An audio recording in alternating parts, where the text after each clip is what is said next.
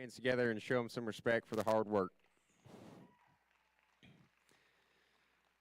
I want to say my thank yous and make sure not leave anyone out, but thank you to the Morrison crew for getting me down here, and thanks for the people of West Texas for being such a welcoming environment for an Okie like me. I'll tell you what, to all the kids, I'm extremely proud of you.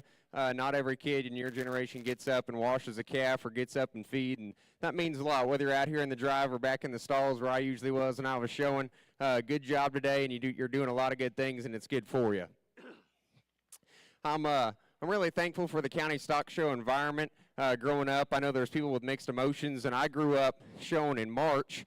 So our big show was OYE, and so in late February I'd go to the county, and man, we had to really try in my county. It was really tough. There was a lot of people that showed good stuff that ended up grand or reserve in each of their species at OYE, and so growing up, we'd go all out and try to win because that was one of the only ways to get some return on investment for a kid like me showing. And so I really respect y'all that if you clipped or if you didn't, whatever, and showed your heart out, it means a lot to me. And I got a lot of places just because of the county stock show, and it's a good thing, and it's a great family environment, no doubt.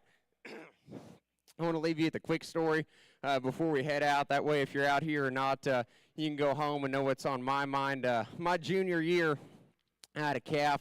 My sophomore year that was pretty good, and I expected a big check coming out of OYE, and it was the year that COVID happened, so I didn't get it. But going into my junior year, I bought a calf that actually cost more than my first pickup, which wasn't very much, but my dad liked to remind me a lot of that going into the summer. And anyway, me and that calf, we went to our first prospect show in August, and man, it was hot, and it was our northern district, so it was about half the people that would show up to county went to that show. And I had this little hairy, skinny calf. He didn't show too well. It was his first show, and I walked in there with 6 of them in his class, and I walked out with my 6th place ribbon. And my neighbor, who I was helping farm at the time, I drove the semi for him and helped disc that summer. He was 5th, right ahead of me, and so we had a pretty rough day. And I kind of walked back to the trailer and wanted to throw my sucker in the dirt and kind of kick the ground, but I thought there I could either quit or we could start rinsing better and cleaning waters and picking pins and trying to do things better than anyone else. And when it came time to show, we could practice outside of the barn and work a little harder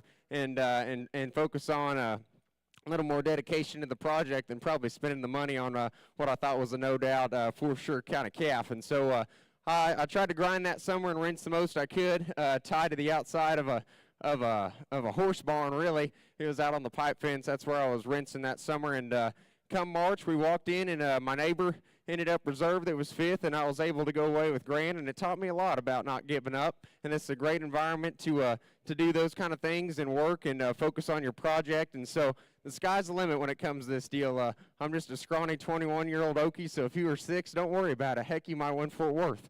But going forward, I just want you to know, keep your head up and keep doing what you love, because this is a great deal, and it goes a long way into your future. And so one thing I just want to say, thanks again for having me out. There's a couple out here that really tripped my trigger, and I'm looking forward to getting them slapped. So once again, thank y'all. I'll round us out tonight. I know we got showmanship coming up, but sure appreciate the honor.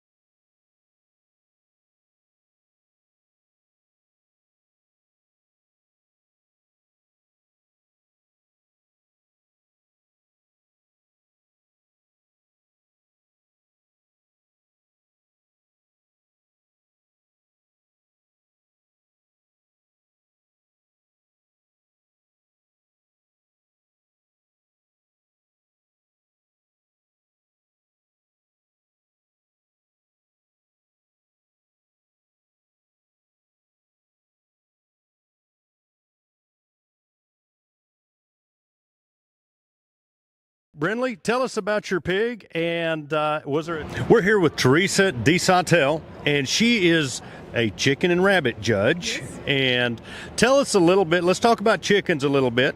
How did you get into judging chickens, and what all goes into, what are you looking for when you're judging a chicken? Okay. So when you're judging chicken shows, I mean, I'm just an old farm girl, was raised up on the farm, and just have been around a lot of livestock, showed pigs when I was growing up, and we had rabbits, and we always had chickens. And so, but to me, when you're judging a chicken, a species is a species. And so you just look at all of the attributes that's that animal, and you figure that out. And so I was just explaining to a young lady a while ago, she's about to judge some shows. She said, what do you look for? And I said, I like a fresh bird. You don't want that hockey puck that you get from Walmart. And so nothing against Walmart, but you want that nice fresh meat that comes on that package, and you want something that's completely finished out. You don't want something that's overdone. I also look for uniformity when I'm judging on a chicken show, rabbit show, any of that. So when you're judging a breeding rabbit show versus a meat rabbit show, kind of discuss the differences between those two classes. Okay, so the American Rabbit Breeders Association has 53 breeds of rabbits, and inside of that scope is multiple varieties or colors of animals, and so each breed has its own specifications. So when you're judging a breeding show, you're looking across the board at, like a show here, you might have 20 breeds here represented out of that 53. There's a book that you can go back and refer to, and I do sometimes, and so some breeds you're more familiar with than others. A lot of them have some commonalities to them. They're all, the type is part of the animal, just like a steer has a certain type or a pig has a certain type. The rabbits also have a certain type. And then you're also looking at colors of the animal. We call them varieties. And so when you're judging that, you balance that out. Some breeds have a body type over the fur, and some have a fur over the body type. And so then there's just irregularities that occur. Sometimes we call them faults. Sometimes they're disqualifications. So as a judge, you should look at all of those attributes when you're judging the show. However, at a small county level, sometimes you just get what the kid brings. You don't ever want to hurt someone's feelings. So I always try to be kind, even if the best thing I can say is they have pretty eyes. So we talked to all the judges before they sort their stock, and obviously there's a lot of judging contests, not only in FFA and 4-H and then on into college, where a lot of these judges get their experience. Are there any collegiate level chicken, rabbit judging contests? Absolutely. The American Rabbit Breeders Association is training kids on a yearly basis. We have a national contest that they can go and participate in. Texas has one of the biggest competitions out there. We have a host of volunteer system that takes these kids at shows typically and walks around with them, teaches them how to find the different breeds of rabbits, talks about the different varieties of animals. I mean, the scope is huge for it to be such a small animal. The scope is enormous for that. And so these kids, there's a lot of things they have to learn. And so we just do the best we can. And then they have to actually make a team. We have the Texas Rabbit Breeders Association, which I'm closely affiliated with. We have a contest that they have to be at and they have to participate in order to make the national team. And so the chicken shows, I'm not as familiar with that. I don't know what their contests are or how they go about doing that. But for Texas, and a lot of states do the same thing. Some states are dominant. Kansas is a big state for rabbits. There's tons of rabbits there. But over the state of Texas, you can pretty much attend a show at least twice a month in the state of Texas, where you can take your animal and go show it. Oh, wow.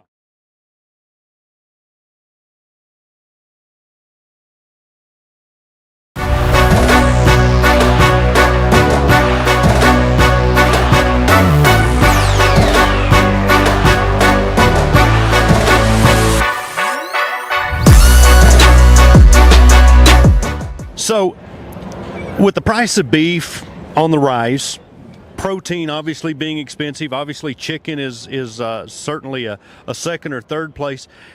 Why aren't the rabbits a better market on protein for the general public? Okay, I'm going to say one word. It's called pet. And a lot of people, it's like horses. Oh my Lord, you're not going to eat a horse because it's, it's a pet.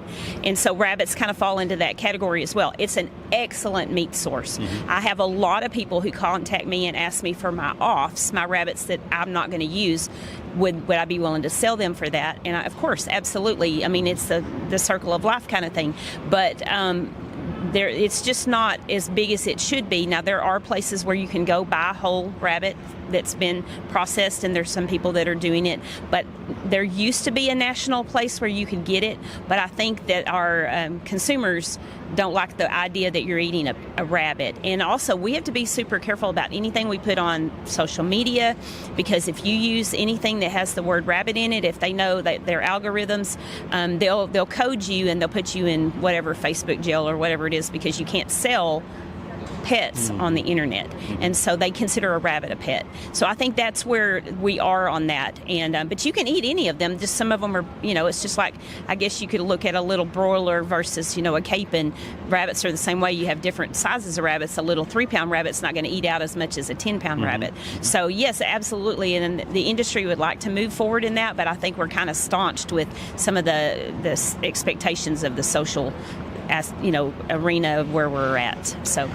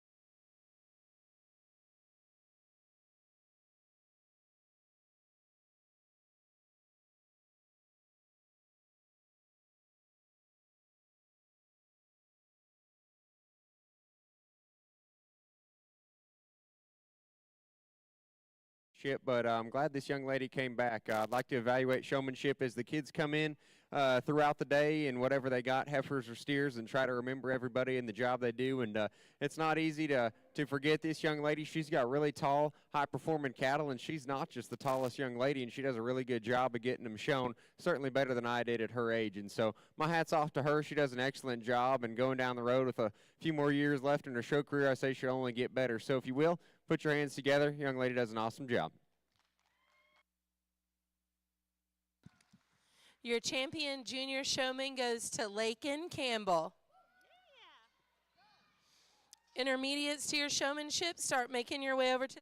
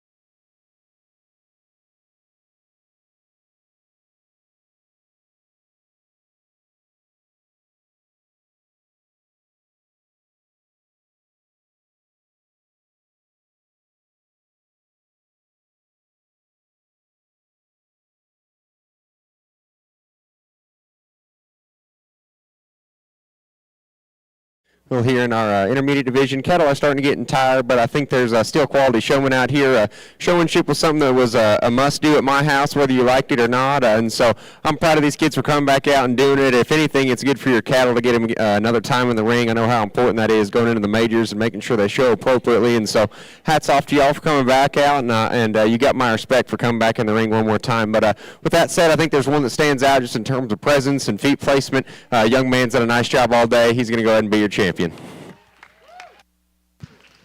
Your champion intermediate showman is Paxton McDaniel.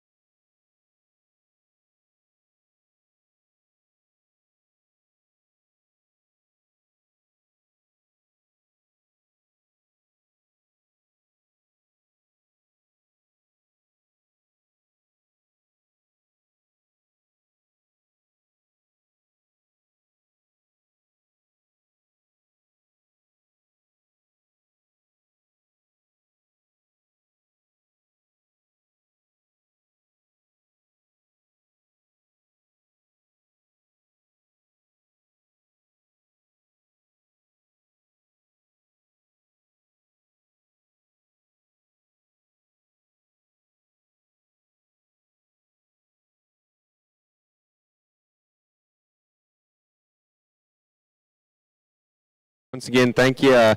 It's there's a lot of intensity out here. I think you could hear a pin drop, and so I think there's a lot of quality showmen out here that I think certainly get the job done well enough to where they don't hold anything back as far as going forward into the majors. They do an excellent job presenting their cattle. One thing I do want to say today, my hat's off to those in the back and the kids at home. The hair and skin quality on these cattle have been very, very good. I know this time of year you start fighting lice and whatnot, and didn't really see much of that at all, really. And so hats off to that. That certainly goes into showmanship for me as far as keeping everything clean and looking right, just like we would at home. But past that, there's an excellent group of them out here. There's 4 or 5 that I wouldn't be scared to, have on the end of mine. If I sold one or raised one, no, definitely for sure. There's 2 of them out here that I think do an excellent job, and it really comes down to the grand drive and how everything shakes out. But I'm just going to let you know if during the day, that's what I think is an exceptional point to excel as a showman, and just make sure that every time, every calf, every division, that you do the best job of maxing out your project. It's not just about how you dress yourself and your poise and presence out here, but how your calf's set up and knowing your animal, and that's very important to me. So if you showed a couple calves, my hat's off to you. They're all different, a little bit harder to show, and I know the cattle are getting tired out here, so we'll wrap it up. But I wish I could give 2 buckles out here, because I think they do an excellent job, and there's some trade-off, but I keep coming back to one that was just the most solid every time. But if you are left on the outside, know that you did do a good job. You make my job hard, not easy. But once again, thank you, and good luck down the road. It's a pleasure as always. Safe travels home. But I'll go out and get your champion one more time. Put your hands together, and we'll wrap this up.